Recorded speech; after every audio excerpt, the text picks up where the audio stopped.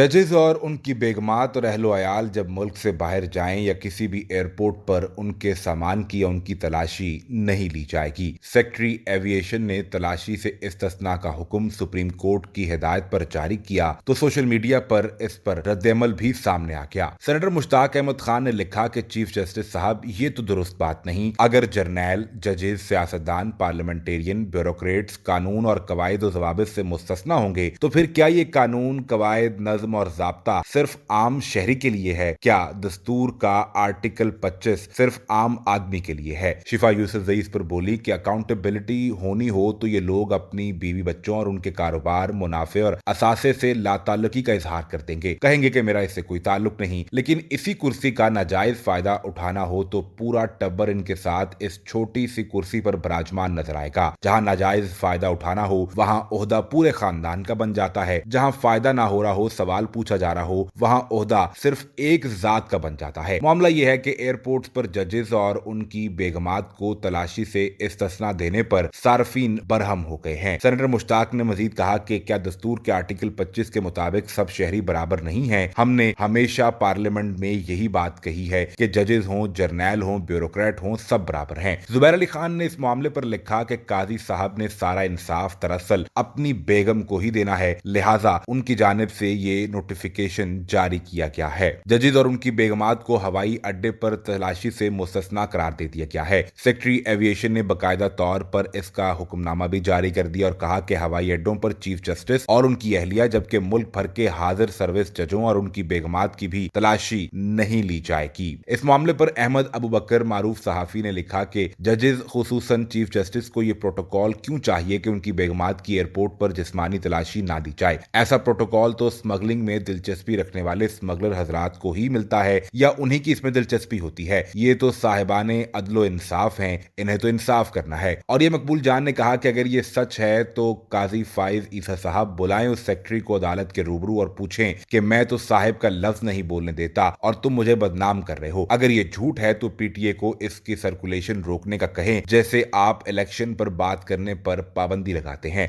Saeed Bloch ने लिखा कि जिस जज साहब पर माजी में ये इल्जामात लगे हों कि उन्होंने बीवी बच्चों के नाम बैरून मुल्क जायदादें बनाई और फिर उन्हें छुपाया, उसी जज के चीफ जस्टिस पाकिस्तान बनने के बाद एयरपोर्ट पर सिक्योरिटी के हवाले से ऐसे हुक्मनामे सामने आना तो ये सवाल खड़ा होता है। ऑन अली खोसा ने इस पर लिखा कि अब जज की ज़ौजा को जज से ताल्लुक की बिना पर एयरपोर्ट पर तलाशी नहीं देनी पड़ेगी। अलबत्ता उनके असासे नाकाबिले यकीन हद तक बढ़ जाएं तो फिर जज का इससे कोई ताल्लुक नहीं होगा।